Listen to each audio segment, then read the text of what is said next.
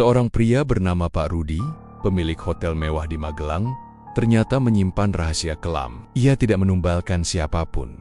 Tetapi setiap malam Jumat Kliwon, ia wajib melakukan ritual yang sudah disepakati dengan makhluk gaib, para pengganjeng. Hotel sering diganggu dengan suara-suara aneh, penampakan, hingga mimpi buruk yang terasa nyata. Walau begitu, banyak orang tetap penasaran ingin merasakan sendiri pengalaman menginap di sana. Sampai akhirnya, beberapa tamu justru mengalami kejadian yang benar-benar di luar nalar. Sebelum lanjut ke ceritanya, jangan lupa subscribe channel Mystery Story, tekan tombol like jika kalian suka dengan ceritanya. Dan silakan tulis di komentar jam berapa dan dari kota mana Anda menonton, dan pastikan tonton sampai selesai karena setiap detiknya penuh misteri yang belum pernah terpecahkan.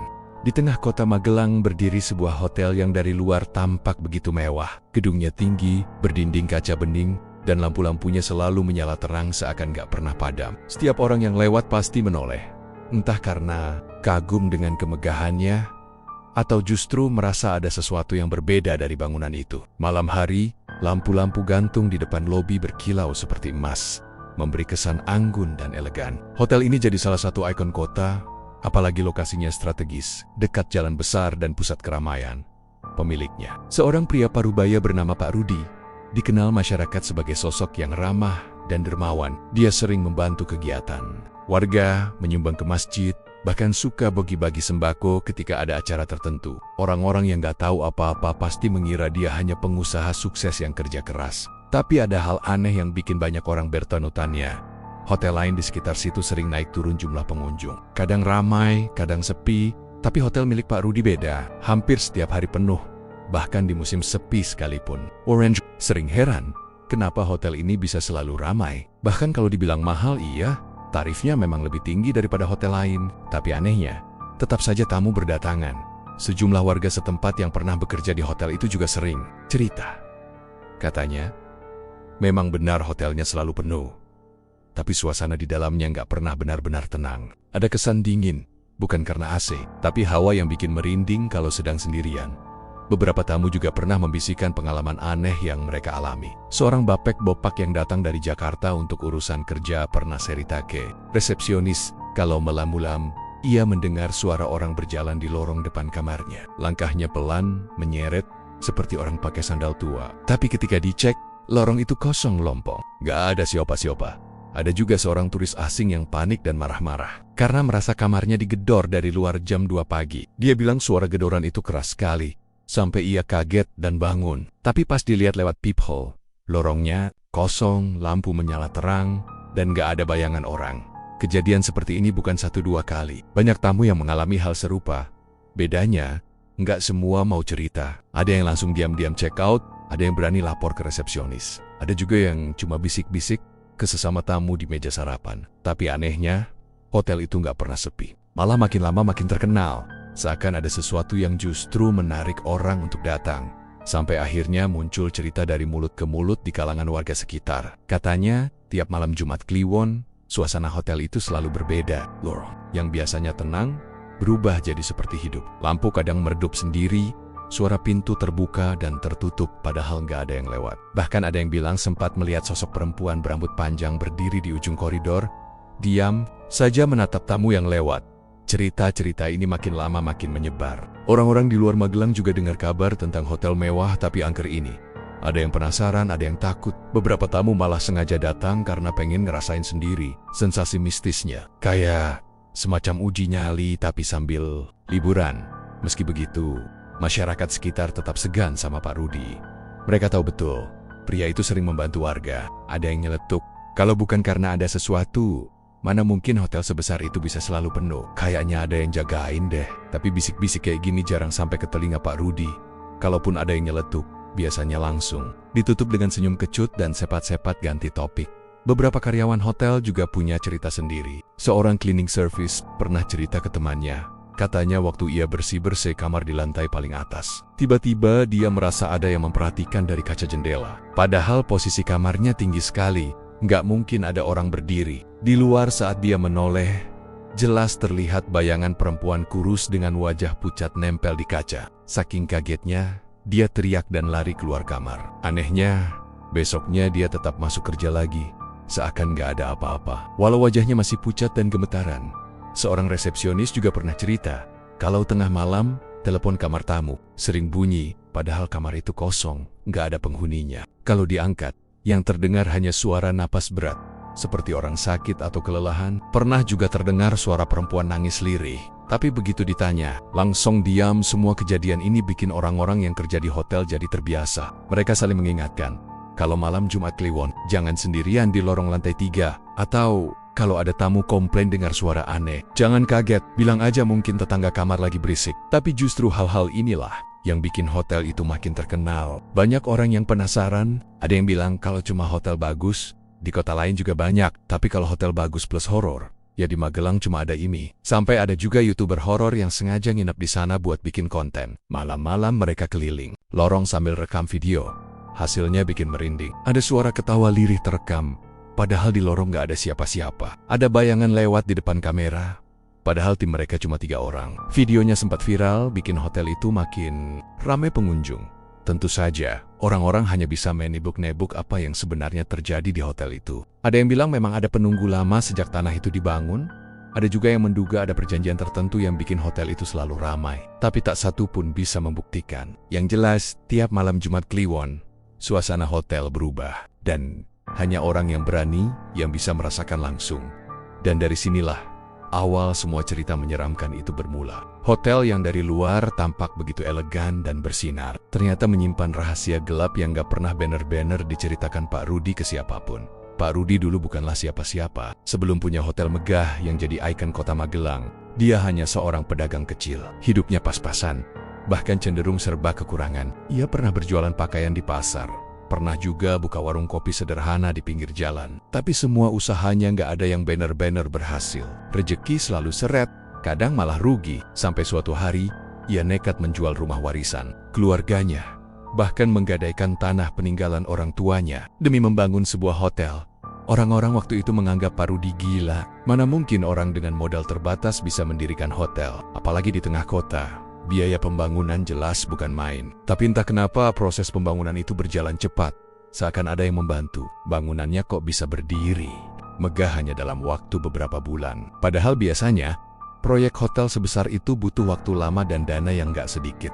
Warga sekitar cuma bisa melongo. Mereka heran sekaligus kagum, tapi juga mulai curiga. Dari mana semua uang itu datang? Beberapa bahkan sempat bisik-bisik, jangan-jangan Pak Rudi ada main sama hal gaib. Tapi tentu saja itu hanya dugaan. Orang luar nggak ada yang tahu apa yang sebenarnya terjadi di balik semua itu.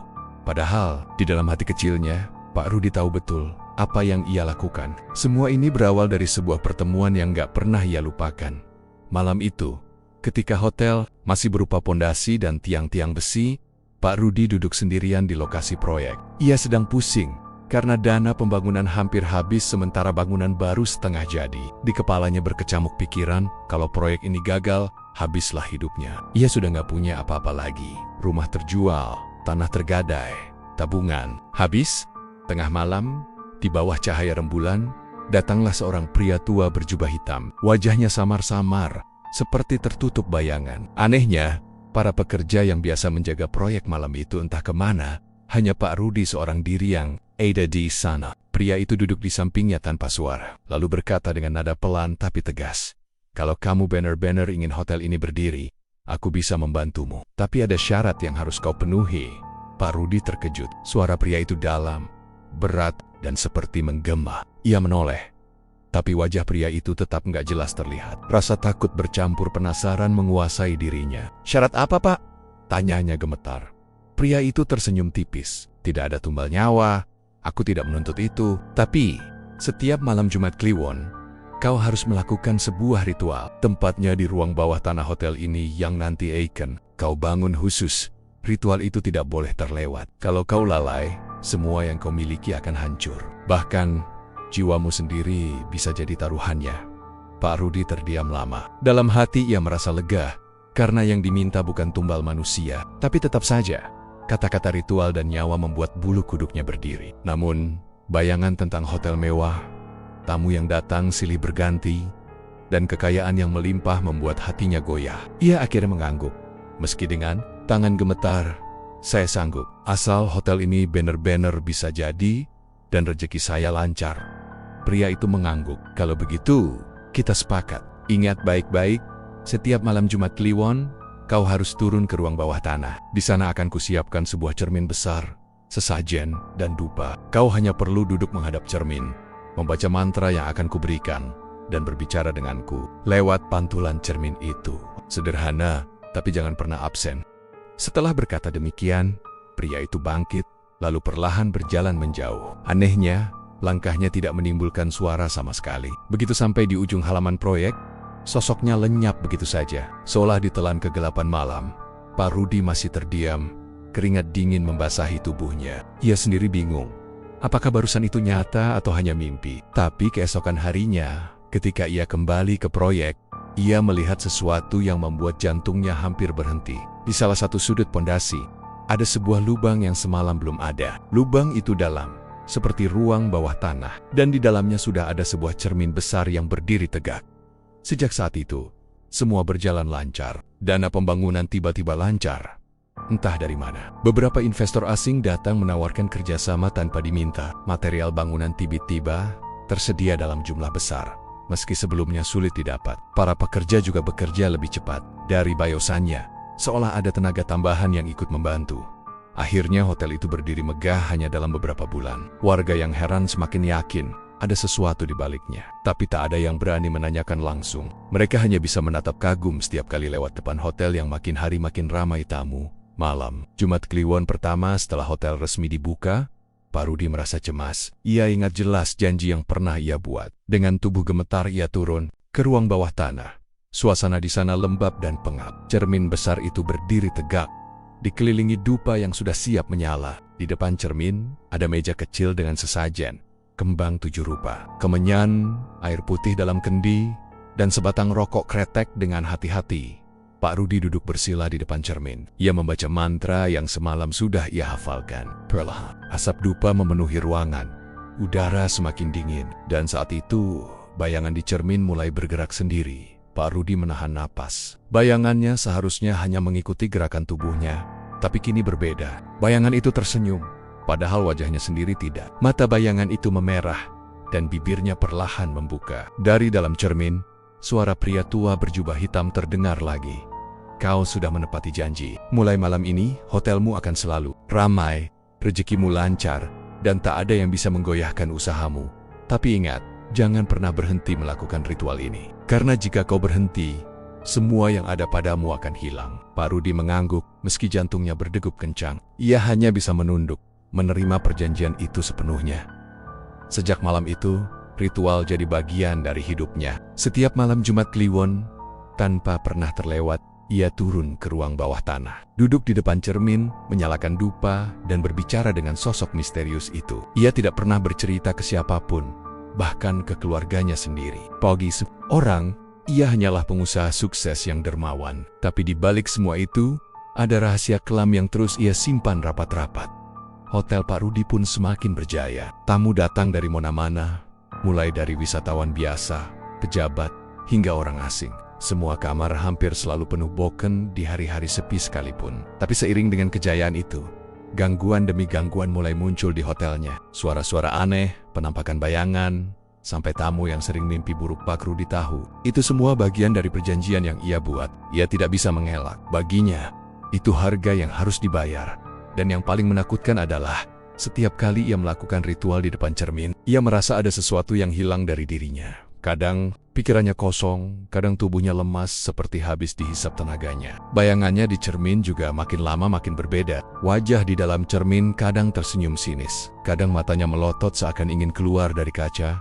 Namun, demi mempertahankan hotel dan kekayaannya, Pak Rudi tetap bertahan. Ia sadar betul, sekali saja ia berhenti, semua akan hancur. Bahkan Nyawannya sendiri bisa melayang. Sejak resmi dibuka, hotel milik Pak Rudi langsung kebanjiran tamu. Orang-orang datang karena penasaran dengan hotel baru yang katanya mewah dan fasilitasnya lengkap. Dari luar, bangunannya memang kelihatan elegan, dengan kaca bening, lampu gantung mewah, dan lobi yang selalu harum bunga. Semua orang yang masuk pasti merasa nyaman, apalagi pelayanannya terkenal ramah. Tapi di balik kenyamanan itu, ada sesuatu yang mulai terasa janggal, terutama saat malam menjelang. beberapa tamu pertama mulai mengalami kejadian aneh. Seorang pria paruh baya yang datang dari Surabaya untuk urusan bisnis. Malam itu baru saja masuk kamar sekitar jam 11 malam. Ia merasa capek sekali setelah perjalanan jauh. Kamar hotelnya nyaman, ranjang empuk, AC dingin, dan televisi layar datar menyala menemani. Ia baru saja memejamkan mata ketika terdengar suara ketukan pelan di pintunya. Tok, tok. Ia mengira itu petugas hotel. Ia sempat berpikir mungkin ada pesan yang salah kamar atau ada barang titipan. Tapi ketika ia membuka pintu, lorong itu kosong melompong. Lampu-lampu di langit-langit lorong tetap menyala terang. Karpet merah terbentang panjang, tapi tidak ada satupun orang di sana. Dengan heran, ia menutup kembali pintu dan mencoba tidur. Baru 5 menit suara ketukan itu terdengar lagi. Koli, ini lebih keras, Tok. Tok-tok, bulu kuduknya berdiri. Dengan sedikit emosi bercampur takut, ia kembali membuka pintu. Lagi-lagi, tidak ada siapa-siapa. Lorong itu hening. Bahkan suara AC sentral hampir tidak terdengar. Ia menutup pintu dengan cepat, mengunci rapat-rapat, lalu mencoba menenangkan diri. Akhirnya, ia bisa tertidur meski dengan perasaan tidak nyaman. Esok pagi, ketika sarapan, wajahnya terlihat pucat. Saat ditanya pelayan, ia hanya menjawab singkat, "Mungkin saya kecapekan saja." Namun, bukan hanya dia yang mengalami kejadian. Aneh, seorang ibu muda yang menginap bersama anak kecilnya juga mengalami hal yang bikin merinding. Malam itu, ia hendak keluar kamar menuju vending machine di ujung koridor untuk membeli minuman. Ketika membuka pintu kamar, matanya langsung menangkap bayangan seseorang berdiri di ujung lorong. Bayangan itu terlihat seperti perempuan berambut panjang, mengenakan gaun putih lusuh. Tubuhnya kurus, wajahnya tidak jelas karena tertutup rambut. Perempuan itu hanya berdiri diam, tidak bergerak sedikit pun, menatap lurus ke arahnya. Ibu itu spontan kaget dan buru-buru masuk kembali ke dalam kamar. Ia kunci pintu, lalu duduk gemetaran di ranjang. Anaknya yang masih kecil sempat bertanya, "Bu, kenapa?" Tapi ia hanya menggeleng. "Nggak apa-apa, Nak, tidur lagi." Malam itu ia tidak berani keluar kamar sampai pagi. Ada juga seorang tamu lain, seorang mahasiswa yang datang bersama temannya. Mereka berencana menginap semalam sebelum melanjutkan perjalanan ke Yogyakarta. Malam itu, sekitar jam 2 dini hari, ia terbangun karena mendengar suara lirih dari dalam kamar mandi. Awalnya ia mengira temannya sedang terbangun dan masuk ke kamar mandi. Tapi ketika ia bangun dan melirik ranjang sebelah, temannya masih tertidur pulas. Suara itu makin jelas. Suara tangisan perempuan yang terdengar sedih dan menyayat hati. Pelan-pelan ia berjalan menuju kamar mandi. Lampu kamar mandi masih menyala. Dengan hati-hati ia mengetuk pintunya.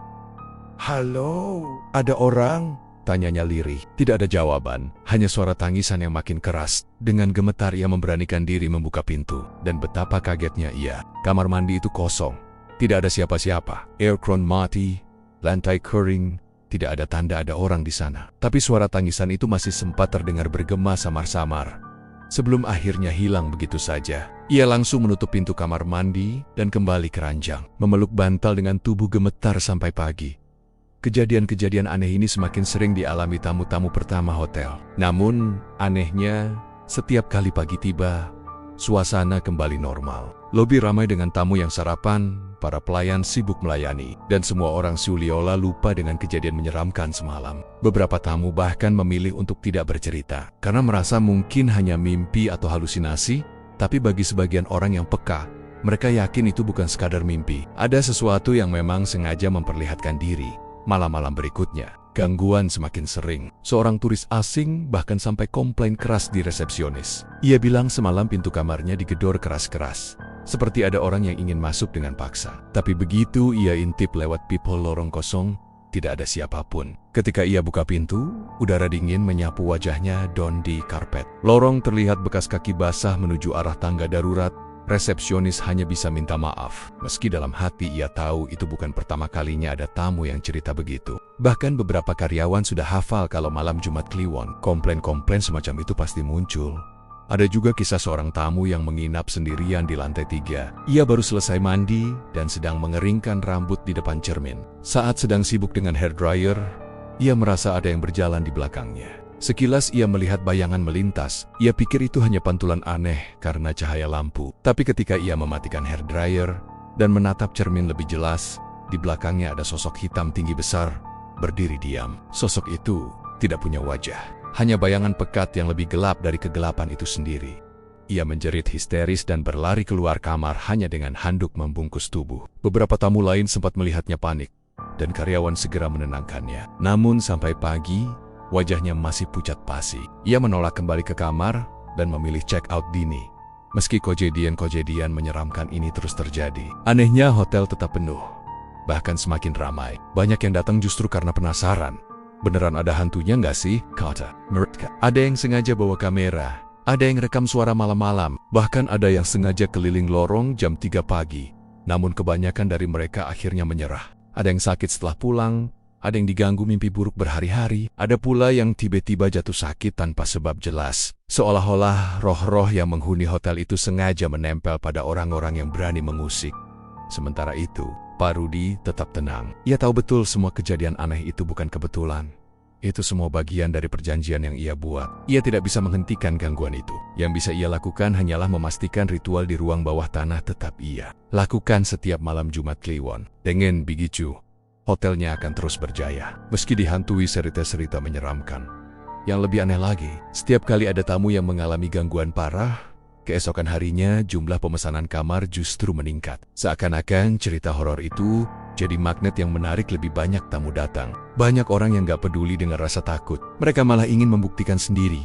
Dan begitulah, malam-malam di hotel itu selalu mencekam. Suara langkah tanpa wujud, ketukan pintu misterius, tangisan di kamar mandi, bayangan di lorong. Semua jadi cerita turun-temurun di kalangan tamu dan karyawan. Satu hal yang pasti, begitu malam tiba, terutama malam Jumat Kliwon, suasana hotel akan berubah drastis. Dari tempat mewah dan nyaman, menjadi ruang penuh misteri yang bikin merinding siapapun yang ada di dalamnya.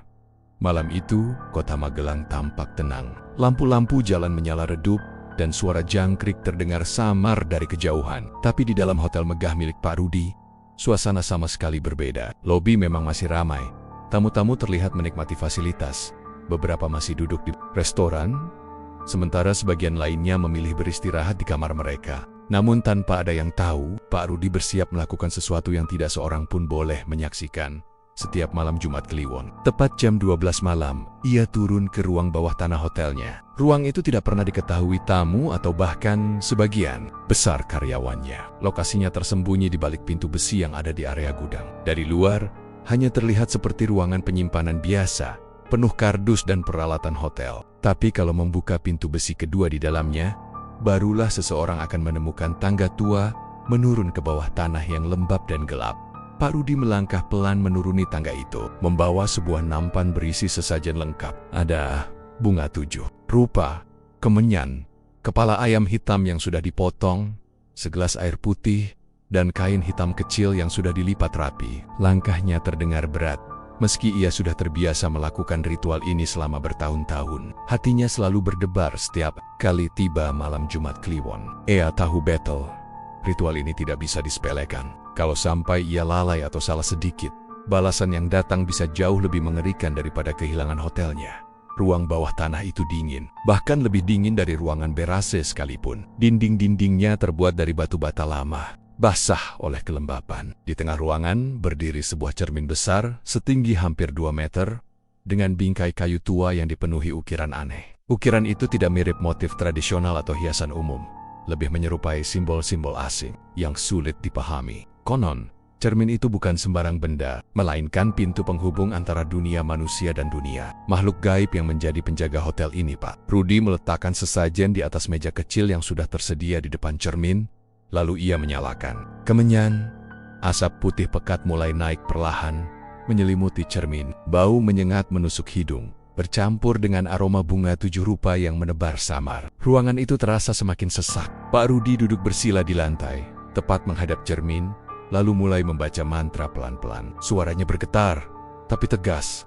Awalnya, cermin itu hanya memantulkan bayangan dirinya sendiri. Namun semakin lama, asap kemenyan yang semakin tebal mulai menutupi pantulan itu. Bayangannya menghilang, berganti dengan kabut hitam yang berputar di balik kaca. Suara lirih seperti bisikan mulai terdengar. Suara itu berat, serak, dan terasa menusuk langsung ke dalam kepala.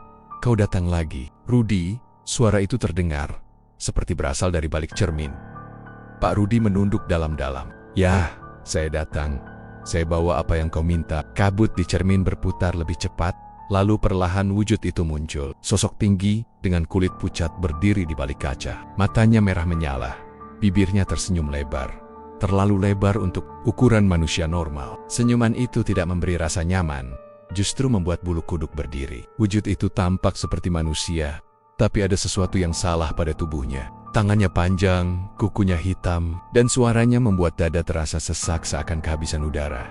"Kau tahu aturan," makhluk itu berkata lagi. "Selama kau lakukan ini, hotelmu akan tetap ramai, uang akan terus mengalir. Tapi kalau kau berani melanggar, kau tahu apa akibatnya." Pak Rudi mengangguk. Keringat dingin mengalir di pelipisnya meski ruangan itu sangat dingin. "Saya tidak akan berani melanggar. Semua syarat akan saya jalankan." Makhluk itu terkekeh pelan. Suaranya seperti suara besi berkarat yang digesek. "Bagus, sekarang berikan itu padaku." Pak Rudi mengambil kepala ayam hitam dari atas meja, lalu meletakkannya di sebuah mangkuk yang ada di depan cermin. Darah yang masih menetes terlihat jelas. Asap kemenyan berputar di sekitarnya, seolah tertarik ke dalam kaca. Perlahan, kepala ayam itu lenyap, tersedot masuk ke balik cermin, seakan ditelan sesuatu dari dalam sana. Air putih, bunga dan kain hitam pun ia taruh di tempat yang sama. Semuanya hilang begitu saja. Sosok pucat di balik kaca tersenyum lebih lebar. Matanya menatap tajam ke arah Pak Rudi. "Ingat Rudi, aku memberi, tapi aku juga bisa mengambil. Jangan pernah biarkan ritual ini terhenti. Jangan pernah terlambat. Kalau tidak..." Makhluk itu tidak menyelesaikan kalimatnya, tapi tawa lirih yang keluar sudah cukup membuat tubuh Pak Rudi gemetar. Tawa itu bukan sekadar suara biasa. Setiap kali terdengar, udara di ruangan semakin berat. Seakan ada ribuan tangan tak kasat. Mata menekan tubuhnya dari segala arah. Pak Rudi menunduk, menutup mata rapat-rapat, sambil terus membaca mantranya. Ritual ini berlangsung hampir setengah jam. Setelah semua sesajen lenyap dan cermin kembali jernih, sosok itu perlahan memudar, meninggalkan bayangan kosong. Asap kemenyan mulai menipis. Meski bau menyengatnya masih terasa menusuk. Pak Rudi membuka mata pelan-pelan, menarik napas panjang, berusaha menenangkan diri. Ia tahu, untuk sementara, hotelnya aman. Keberuntungan masih berpihak padanya. Namun, yang selalu membuatnya takut adalah, setiap kali selesai ritual, ia merasa ada sesuatu yang ikut terbawa keluar dari ruangan itu. Seolah-olah makhluk dari balik cermin tidak hanya tinggal di sana, tapi sesekali berkeliaran di sekitar hotel, menyusup ke kamar-kamar, menampakkan diri pada tamu-tamu yang tidak tahu apa-apa. Itu sebabnya, banyak pengunjung sering mengeluh mengalami gangguan aneh, dan Pak Rudi tidak bisa berbuat apa-apa selain membiarkan. Sebab itulah konsekuensi dari perjanjiannya. Malam itu, setelah selesai, Pak Rudi memadamkan kemenyan, lalu bergegas naik kembali ke atas. Ia menutup pintu besi rapat-rapat, memastikan tidak ada seorang pun yang tahu apa yang baru saja terjadi. Di lobi, semuanya tampak normal. Musik lembut masih terdengar, tamu-tamu masih duduk bercengkerama, dan tidak ada yang sadar bahwa baru saja di bawah kaki mereka, sebuah ritual mengerikan telah berlangsung. Tapi di salah satu koridor hotel, seorang tamu mendadak terbangun dari tidurnya. Ia mendengar suara ketukan di pintu kamarnya, keras dan berulang-ulang. Ketika ia membuka pintu, tidak ada siapa-siapa di luar sana. Hanya koridor panjang yang sunyi. Namun dari kejauhan, samar-samar ia melihat bayangan pucat berdiri di ujung lorong. Menatap ke arahnya dengan mata merah menyala, tamu itu buru-buru menutup pintu dan mengunci rapat. Tubuhnya gemetar ketakutan. Ia tidak tahu, gangguan itu bukan kabut. Itu adalah sisa dari ritual yang baru saja dilakukan Pak Rudi. Dan semakin lama, semakin banyak orang yang akan merasakannya. Malam Jumat Kliwon selalu jadi malam paling mencekam di hotel itu. Tidak ada tamu yang tahu, tapi mereka selalu merasakan. Suasana berbeda, hawa berat, dan gangguan aneh yang sulit dijelaskan. Semua itu bagian dari harga yang harus dibayar atas kesuksesan Pak Rudi. Seiring berjalannya waktu, cerita-cerita aneh tentang hotel Pak Rudi makin lama makin menyebar. Awalnya cuma sekedar bisik-bisik di antara tamu yang pernah menginap, tapi semakin banyak yang ngalamin hal serupa. Gosip itu pun jadi topik hangat. Ironisnya, bukannya bikin hotel sepi, justru makin banyak orang yang penasaran pengen datang. Ada yang sengaja nginep karena ingin buktiin cerita horor itu benar atau enggak. Ada juga yang cuma iseng biar bisa cerita ke teman-temannya suatu malam. Ada sepasang suami istri dari Jakarta yang datang ke Magelang untuk liburan. Mereka pilih hotel Pak Rudi karena reviewnya bagus, fasilitas lengkap, dan lokasinya strategis. Malam pertama terasa biasa aja. Meski istri sempat bilang hawa di lorong terasa dingin banget, padahal AC kamar sudah dimatikan. Malam kedua, tepat jam 2 dini hari, istri terbangun karena merasa ada yang memperhatikan. Ia coba membangunkan suaminya, Tapi laki-laki itu masih terlelap. Saat menoleh ke arah kursi dekat jendela, darahnya langsung berdesir. Ada sosok hitam legam, duduk dengan posisi membungkuk. Matanya menyala merah, seperti bara api, menatap lurus ke arahnya. Tubuh sosok itu besar, namun kulitnya tampak seperti arang terbakar. Istri itu spontan teriak kencang. Suaminya kaget, bangun, dan langsung nyalain lampu. Begitu lampu kamar menyala terang, kursi itu kosong, nggak ada siapa-siapa. Suaminya mencoba menenangkan, mengira istrinya cuma mimpi buruk. Tapi wanita itu bersumpah, ia dalam keadaan sadar dan jelas melihat makhluk itu. Anehnya, keesokan paginya, mereka berdua soma-soma menemukan bekas gosong hitam di lengan kursi tempat makhluk itu duduk semalam. Bekas itu nggak bisa hilang meski dibersihkan petugas hotel. Bukan cuma mereka, gangguan juga dialami oleh rombongan mahasiswa dari Yogyakarta yang sengaja menginap untuk uji nyali. Mereka bawa kamera, perekam suara, dan alat seadanya. Malam pertama, mereka keliling koridor hotel sambil merekam suasana. Saat itu koridor sepi, semua kamar tertutup rapat, dan gak ada tamu lain yang lalu lalang. Tapi ketika mereka cek hasil rekaman, bulu kuduk mereka langsung berdiri. Di salah satu video, terlihat jelas sosok perempuan berbaju putih jalan pelan di ujung koridor. Rambutnya panjang menutupi wajah, langkahnya lambat, menyeret. Padahal waktu itu, mereka yakin banget koridor kosong. Salah satu mahasiswa bahkan merasa pundaknya ditepuk ketika sedang merekam. Tapi begitu menoleh, nggak ada siapapun di belakangnya. Malam itu mereka nggak bisa tidur. Terus-terusan mendengar suara ketukan di pintu kamar yang mereka sewa. Begitu dicek, koridor tetap sepi. Hingga pagi wajah mereka pucat semua. Mereka akhirnya cerita ke resepsionis. Tapi jawaban staf hotel justru bikin mereka makin merinding. Petugas hanya tersenyum tipis dan bilang, kalau cuma begitu, itu hal biasa di sini, Mas. Jangan terlalu dipikirin. Cerita aneh juga datang dari keluarga kecil yang menginap saat libur panjang. Anak mereka yang baru berusia 7 tahun tiba-tiba sakit panas tinggi saat tengah malam. Bocah itu terus-terusan ngomong sendiri sambil menatap sudut kamar. Ketika ditanya, anak itu bilang ada tante cantik yang ngajak main. Orang tuanya tentu bingung, karena nggak ada siapapun di kamar itu selain mereka. Panas sang anak baru reda menjelang subuh. Setelah ayahnya keluar kamar untuk membaca doa-doa dengan penuh panik, semakin lama, gangguan yang dialami tamu makin parah dan semakin nyata. Ada tamu yang ngaku melihat bayangan perempuan keluar dari lift yang sebenarnya kosong. Ada juga yang mendengar suara gamelan Jawa mengalun pelan di tengah malam. Padahal hotel itu nggak pernah mengadakan acara semacam itu. Suara itu kadang terdengar samar, kadang jelas seakan berasal dari ruang pertemuan hotel. Tapi begitu diperiksa, ruangan itu gelap gulita. Nggak ada siapapun di dalamnya.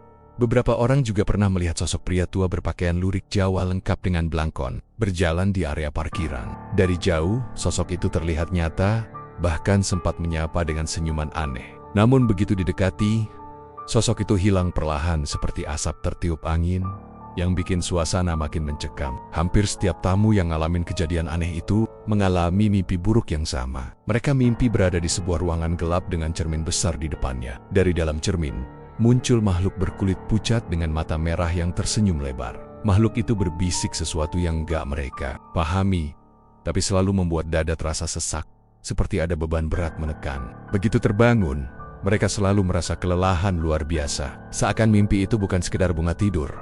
Meski begitu, anehnya, gak ada satupun tamu yang benar-benar marah atau menuntut hotel. Mereka hanya merasa takut, lalu menceritakan pengalaman mereka ke orang lain. Justru cerita itu yang bikin hotel makin terkenal. Orang-orang yang penasaran rela datang hanya untuk merasakan sendiri suasana mistis yang diceritakan. Hotel Pak Rudi malah jadi viral. Makin banyak dibicarakan di media sosial dan makin dipenuhi pengunjung. Namun di balik semua cerita seram itu, ada beberapa tamu yang merasa seakan-akan mereka ditarik lebih dalam ke dalam misteri hotel itu. Mereka nggak cuma jadi penonton, tapi ikut masuk ke dalam cerita. Banyak yang bilang, setelah menginap di sana, gangguan gak berhenti begitu saja. Ada yang masih sering melihat bayangan di rumah mereka. Ada yang mendengar suara bisikan saat sendirian. Bahkan ada yang bermimpi berulang kali berada di lorong hotel itu padahal mereka sudah lama check out. Beberapa pengunjung lama-lama sadar bahwa ada sesuatu yang jauh lebih besar dari sekedar gangguan hantu di hotel itu. Mereka merasa hotel itu bukan sekedar tempat menginap, tapi semacam gerbang yang menghubungkan dunia nyata dengan sesuatu yang gelap dan asing. Semakin banyak orang yang berinteraksi di dalamnya, semakin kuat pula energi yang ada di sana, Pak Rudi. Sebagai pemilik, tentu tahu persis apa yang terjadi. Namun ia tetap menjalankan syarat yang sudah ia sepakati setiap malam Jumat Kliwon. Ia nggak peduli tamu merasa terganggu atau tidak. Yang penting, hotelnya terus ramai, uang terus mengalir, dan nama besar yang ia kejar tetap terjaga. Malam-malam berikutnya, gangguan makin jelas dan makin berani menunjukkan diri. Suara langkah kaki yang mengikuti tamu di lorong tanpa wujud, ketukan pintu yang makin keras, hingga penampakan sosok-sosok aneh yang tak lagi sembunyi di balik bayangan. Semua itu jadi semacam atraksi terselubung yang bikin hotel itu terkenal sekaligus menakutkan. Di balik rasa penasaran dan keberanian orang-orang, selalu ada yang berakhir dengan wajah pucat, tidur tak nyenyak, dan rasa was-was yang terbawa. Sampai Hotel Pak Rudi benar-benar berbeda.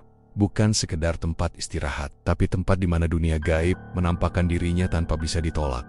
Dan sejak saat itu, nama hotel itu bukan hanya dikenal karena kemewahannya tapi juga karena kengerian yang menyelimutinya. Orang-orang yang menginap seolah sudah siap dengan konsekuensi. Mungkin mereka akan tidur nyenyak seperti biasa, atau mungkin mereka akan pulang dengan cerita mengerikan yang tak akan pernah bisa mereka lupakan.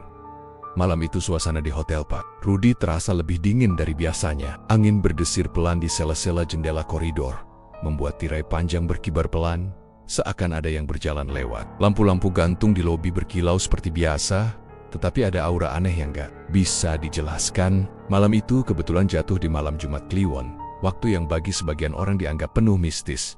Di antara para tamu yang menginap, ada 3 orang mahasiswa dari Jogja yang memang sengaja datang ke Magelang bukan cuma untuk liburan, tapi juga karena penasaran dengan cerita-cerita horor soal hotel ini. Mereka bernama Denny, Fajar, dan Rio. Sejak sore mereka sudah bisik-bisik, merencanakan sesuatu yang sebenarnya cukup nekat, mengintip langsung apa yang dilakukan Pak Rudi di ruang bawah tanah. Awalnya mereka hanya bercanda di kamar sambil minum kopi instan, membicarakan gosip yang beredar. Rio, yang paling berani, bilang, "Kalian percaya nggak kalau hotel ini memang ada penunggunya? Katanya pemiliknya tiap Jumat Kliwon ada ritual khusus di ruang bawah tanah. Gue pengen buktiin sendiri." Fajar yang dari tadi merokok di balkon hanya tertawa kecil. "Ya elah, paling juga cuma bualan, biar hotelnya makin laris aja." Tapi matanya jealous menunjukkan rasa penasaran. Denny yang paling kalem sebenarnya agak ragu.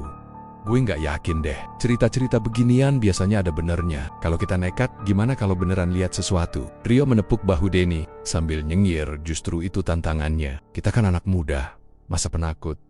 Udah, malam ini kita buktiin. Kalau nggak ada apa-apa, berarti semua cuma isapan jempol." Malam pun tiba.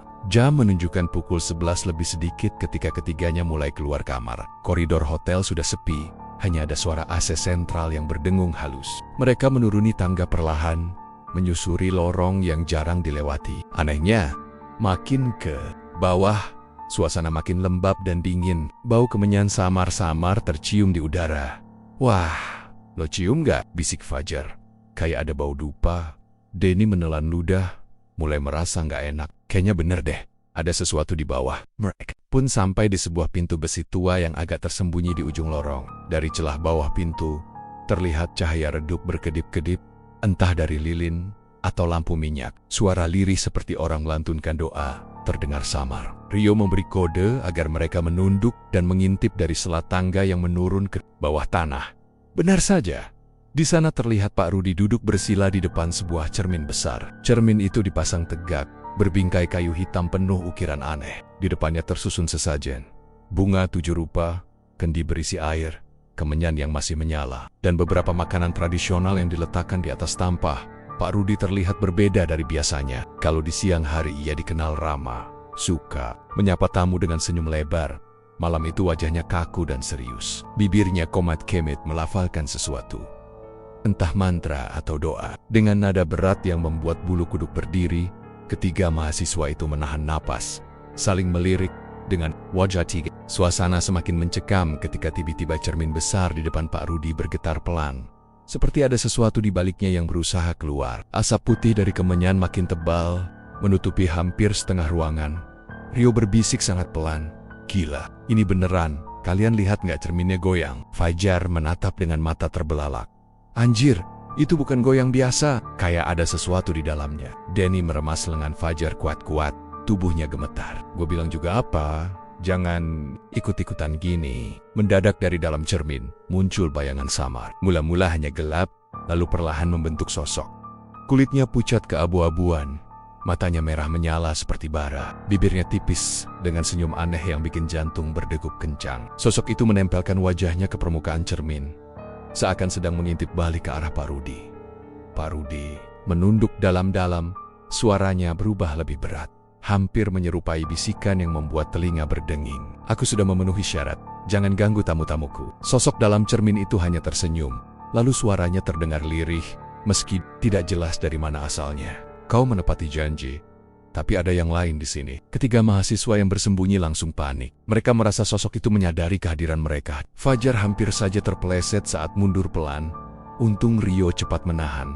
Tiba-tiba mata merah sosok itu bergerak cepat menatap ke arah tangga, tepat ke posisi mereka bersembunyi. Seketika hawa dingin menusuk tulang, membuat napas mereka tercekat. Denny menutup mulutnya agar tidak teriak, tapi matanya basah karena takut luar biasa. Sosok itu membuka mulutnya lebar, seakan sedang mengeluarkan suara jeritan tanpa bunyi. Namun di telinga ketiga mahasiswa itu, terdengar dengungan keras yang membuat kepala pusing. Mereka nggak tahan lagi. Rio memberi kode cepat, dan mereka bertiga langsung bangkit. Lari terburit-birit ke atas, tanpa menoleh ke belakang langkah mereka. Tergesa sepatu menimbulkan bunyi keras di tangga yang sepi. Dari bawah samar terdengar suara tertawa tipis, melengking, bercampur dengan gema mantra Pak Rudi yang semakin keras. Mereka baru berhenti setelah sampai di depan kamar. Dengan napas terengah-engah, Denny langsung jatuh terduduk di lantai. Wajahnya pucat pasi. Fajar berkeringat dingin. Tangannya masih gemetar memegang kunci kamar. Rio yang tadinya paling berani justru kini wajahnya pucat. Matanya kosong. Gue sumpah tadi matanya ngeliat langsung ke arah kita. Gila. Ini bukan main-main. Malam itu mereka berusaha tidur, tapi nggak bisa. Baru saja lampu kamar dimatikan, terdengar suara ketukan di pintu. Tok, tok, tok. Perlahan, berulang-ulang. Rio beranikan diri mengintip lewat lubang pintu. Tapi anehnya nggak ada siapa-siapa di luar. Saat ia balik badan Denny menjerit. Pelan, di kursi dekat jendela, terlihat bayangan samar seseorang duduk membelakangi mereka. Rambutnya panjang, tubuhnya hitam pekat. Perlahan bayangan itu menoleh, dan kedua matanya menyala merah. Mereka bertiga serempak menyalakan semua lampu kamar, tapi sosok itu lenyap begitu saja. Napas mereka masih tersengal. Besok paginya, wajah mereka semua kusut, mata merah karena nggak tidur semalaman. Mereka langsung turun ke resepsionis, dengan wajah cemas minta untuk check out lebih cepat. Petugas resepsionis hanya tersenyum tipis, seakan sudah biasa melihat tamu dengan ekspresi ketakutan seperti itu. Bapak-bapak ingin pulang sekarang? Tanya resepsionis dengan nada datar. Iya, sekarang juga, jawab Rio terburu-buru. Tolong segera proses. Sambil menunggu, mereka sempat melihat ke arah Pak Rudi yang sedang berdiri di lobi, berbincang dengan seorang tamu lain. Senior, ramah seperti biasa, seakan tidak ada yang terjadi semalam. Namun, ketika matanya sekilas bertemu pandang dengan ketiga mahasiswa itu, ada sesuatu yang berbeda. Tatapannya tajam, dingin, seakan memperingatkan agar mereka tidak membuka mulut tentang apapun yang sudah mereka lihat. Mereka bertiga saling melirik, lalu menunduk dalam-dalam. Tanpa banyak bicara, mereka langsung meninggalkan hotel itu dengan hati berdebar. Dalam perjalanan pulang, mobil yang mereka tumpangi terasa hampa. Tak seorang pun berani bicara panjang. Mereka hanya saling terdiam, masing-masing sibuk dengan ketakutan yang masih membekas. Dan sejak malam itu, mereka bertiga sering dihantui mimpi buruk. Ada suara ketukan pintu yang terus datang dalam mimpi. Ada bayangan perempuan berambut panjang duduk di kursi. Ada mata merah yang selalu menatap tajam ke arah mereka. Sampai akhirnya beberapa minggu kemudian, mereka semua memutuskan untuk tidak pernah lagi membicarakan apa yang mereka lihat di hotel itu. Namun bayangan menakutkan itu tetap menghantui hidup mereka. Kabar tentang hotel Pak Rudi makin hari makin tersebar luas. Bukan cuma karena kemewahan bangunannya atau fasilitasnya yang serba modern, tapi juga karena cerita-cerita mistis yang melekat kuat di dalamnya. Orang-orang yang datang untuk menginap sudah tahu sejak awal. Mereka bukan hanya akan tidur di kamar hotel biasa, tapi seakan-akan akan menjadi bagian dari cerita menyeramkan yang terus bergulir di sana. Awalnya, hanya beberapa tamu yang cerita. Ada yang bisik-bisik soal suara ketukan di pintu tanpa wujud. Ada yang bilang melihat sosok perempuan berbaju putih berdiri diam di ujung koridor. Ada juga yang mengaku mendengar suara tangisan dari kamar mandi. Tapi lama-kelamaan, makin banyak yang berani membagikan pengalaman mereka ke media sosial. Bikin hotel itu jadi viral dan semakin terkenal sebagai hotel angker. Bahkan, ada orang-orang yang sengaja datang bukan untuk benar-benar menginap dengan tenang, tapi sekadar ingin membuktikan apakah cerita-cerita itu nyata atau hanya sekadar gosip belaka. Mereka datang berkelompok, membawa kamera, merekam semua sudut hotel di malam hari, berharap bisa menangkap sesuatu yang aneh. Dan memang, beberapa berhasil. Ada rekaman suara-suara aneh yang muncul dari dalam kamar kosong. Ada foto yang tanpa sengaja menangkap bayangan hitam besar berdiri di pojok ruangan. Bahkan ada yang klaim pernah melihat Pak Rudi sendiri tengah malam masuk ke ruang bawah tanah. Lalu terdengar suara-suara aneh dari dalam. Kabar makin heboh ketika ada beberapa tamu yang setelah pulang dari hotel itu, mereka masih diganggu di rumah masing-masing. Ada seorang bapak yang cerita, setiap malam selalu ada ketukan di jendela kamarnya, padahal ketika dibuka tidak ada siapa-siapa. Ada juga seorang mahasiswa yang ngotot merekam di koridor hotel waktu menginap, dan setelah pulang dia terus-terusan mimpi biuk. Dalam mimpinya, selalu ada sosok tinggi kurus bermata merah yang berdiri di ujung tempat tidurnya, hanya diam menatap. Katanya, mimpi itu terus berulang sampai berminggu-minggu, bikin dia nggak bisa tidur nyenyak sama sekali. Cerita-cerita itu membuat banyak orang makin penasaran. Hotel itu kenekan jadi magnet bagi mereka yang haus sensasi horor. Tapi semua orang bisa kuat menanggung akibatnya. Beberapa tamu yang awalnya datang dengan niat iseng, justru pulang dengan wajah pucat, enggan membicarakan apa yang mereka alami. Ada yang sampai sakit mendadak setelah pulang, ada yang tiba-tiba jadi pendiam. Dan ada pula yang katanya mengalami gangguan aneh yang gak bisa dijelaskan dengan logika. Sementara itu, Pak Rudi tetap menjalankan rutinitasnya. Tiap malam Jumat, Kliwon, ia turun ke ruang bawah tanah dengan wajah tegang. Di sana, ia duduk di depan cermin besar dengan sesajen lengkap. Asap kemenyan mengepul, membuat ruangan itu semakin pekat dan pengap. Dari balik cermin, sosok yang selama ini menemaninya selalu muncul. Kulitnya pucat, matanya merah menyala, bibirnya tersenyum aneh seakan mengejek, dan suara beratnya memenuhi ruangan. Pak Rudi tahu ia nggak bisa mundur. Perjanjian sudah dibuat, selama ia memenuhi syarat, hotel itu akan tetap ramai, bisnisnya akan terus lancar. Tapi setiap kali ia menatap cermin, ia merasa ada yang berubah. Bayangan dirinya di cermin tidak lagi sama, seolah ada bagian dari dirinya yang menghilang sedikit demi sedikit. Pertama, ia merasa wajahnya di cermin terlihat lebih pucat dibanding kenyataan. Lalu, minggu berikutnya, ia merasa matanya di cermin tampak sayu, kosong, tanpa cahaya kehidupan. Semakin sering ia menjalani ritual, semakin jelas bahwa bayangan dirinya di cermin mulai memudar. Sampai pada titik tertentu, ia merasa cermin itu tidak lagi memantulkan dirinya, melainkan sosok lain yang samar-samar berdiri menggantikan. Rasa takut mulai tumbuh di dalam hati Pak Rudi, tapi ia terlalu dalam untuk bisa mundur. Ia tahu, kalau sekali saja ia tidak melakukan ritual itu, maka semuanya bisa hancur. Bukan hanya hotel, tapi juga nyawanya sendiri. Karena itulah, meski perasaan was-was semakin besar, ia tetap datang setiap malam Jumat Kliwon. Duduk, membaca mantra, dan berbicara dengan makhluk itu. Di luar sana, tamu-tamu hotel semakin sering merasakan gangguan. Ada pasangan muda yang cerita, ketika mereka baru saja menutup lampu kamar, tiba-tiba terdengar suara kursi bergeser pelan. Mereka pikir mungkin ada orang di kamar sebelah, tapi suara itu terdengar jelas sekali, berasal dari dalam kamar mereka sendiri. Saat sang suami memberanikan diri menyalakan lampu, mereka melihat sebuah kursi di sudut kamar. Memang bergeser beberapa senti dari posisi awal. Tidak ada siapa-siapa di sana, tapi mereka merasa jelas ada sesuatu yang sedang memperhatikan. Ada juga seorang ibu yang menginap bersama anaknya. Tengah malam, anaknya menangis keras sekali. Ketika ditanya kenapa, anak kecil itu hanya menunjuk ke langit-langit kamar, sambil bilang ada orang besar matanya merah yang sedang merangkak di atas. Sang ibu ketakutan bukan main, langsung menggendong anaknya dan berusaha tidur dengan lampu menyala sampai pagi. Cerita lain datang dari sekelompok remaja yang nekat mencoba berkeliling hotel di tengah malam. Mereka membawa kamera untuk live streaming. Awalnya mereka ketawa-ketawa, bercanda sambil menyusuri koridor yang remang. Tapi ketika salah satu kamera, mereka menangkap sosok perempuan berbaju putih berjalan di belakang mereka, suasana langsung berubah. Mereka lari terberit-berit ke kamar, dan live streaming itu pun berakhir dengan panik. Video itu sempat viral, dan makin menguatkan reputasi hotel sebagai salah satu tempat paling angker di Magelang. Meski begitu, tetap saja hotel itu tidak pernah sepi. Ada saja orang yang datang, entah untuk liburan, atau sekadar uji nyali. Dan makin banyak orang yang datang, makin banyak juga cerita-cerita baru yang menambah panjang daftar keanehan hotel itu. Pak Rudi sendiri, meskipun kaya raya, hidupnya tidak pernah benar-benar tenang. Setiap kali ia melihat ke cermin di kamarnya sendiri, ia merasa bayangan dirinya semakin asing. Kadang ia merasa seperti ada sosok lain yang berdiri di belakangnya.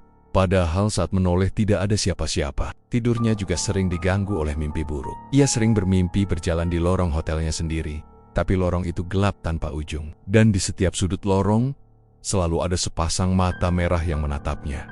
Ia mulai sadar, harga dari perjanjian ini bukan hanya soal ritual, tapi juga jiwanya yang perlahan-lahan terkikis. Ia memang mendapatkan kesuksesan besar, tapi setiap kali ia duduk di depan cermin itu, ia merasa sedikit demi sedikit dirinya ikut tersedot. Dan ia tahu, suatu hari nanti, mungkin cermin itu tidak lagi memantulkan dirinya sama sekali, melainkan sosok lain yang sudah menunggunya di balik sana.